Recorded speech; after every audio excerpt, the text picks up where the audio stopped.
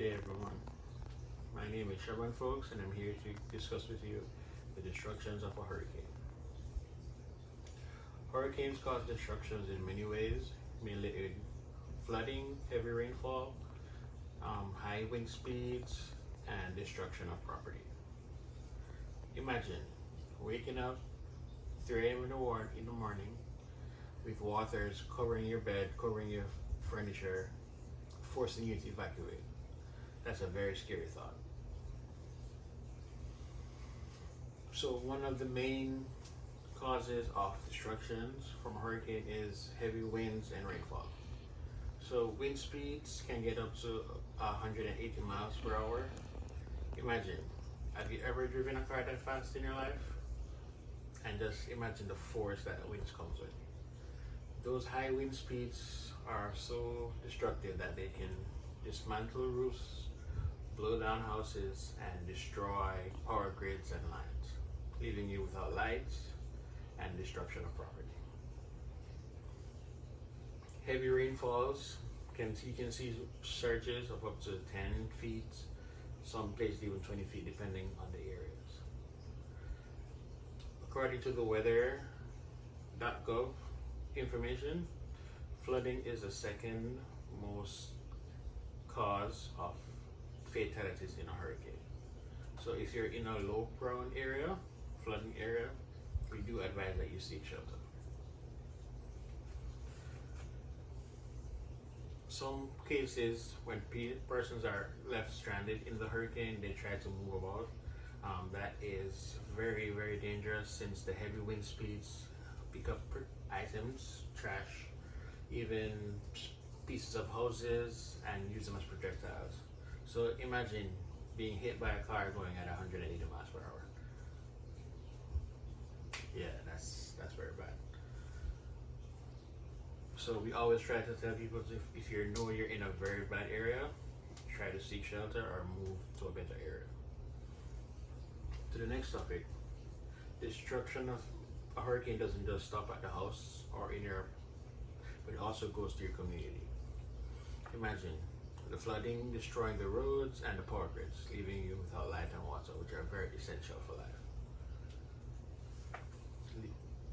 These destruction of the power grids, sometimes if they're not carefully disconnected by the government, they can cause electrocution, and you'll be without light for several weeks, even months, depending on some areas.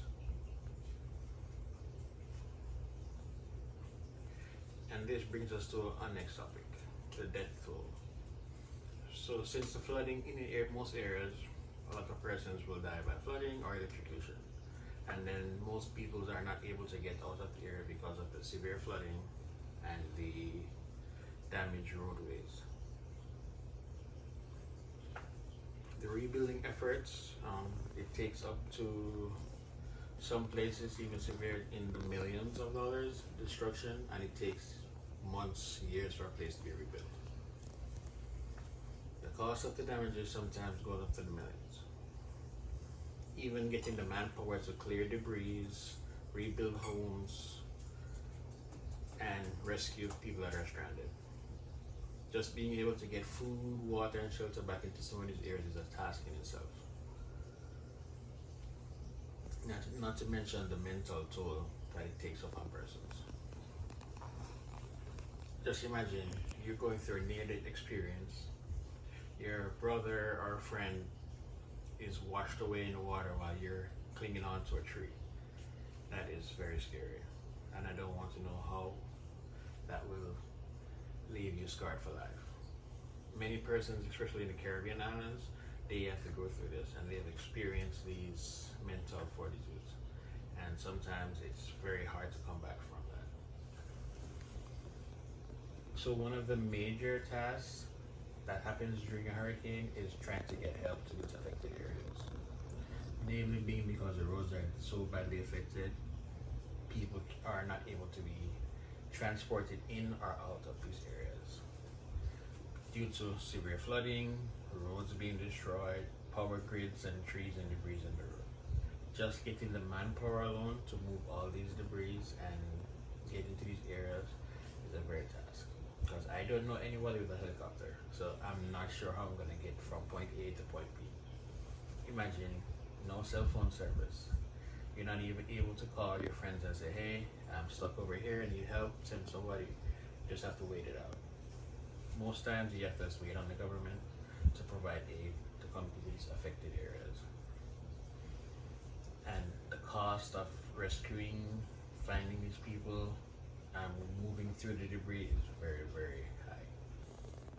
And in that instance, just getting medical help is also a severe issue. Imagine you're stuck in water, polluted water for days. The type of diseases you could get from that, plus with the decaying of dead animals, disease is going to be rampant. So just to get medical assistance, imagine being outside for weeks without your medication. If you have diabetes and you don't get your insulin, that is very severe. So that's why most people tend to try to stock up on their medications and move from point A to point B. And then what happens if you can't move? You just have to wait it out and hope that you get help soon enough.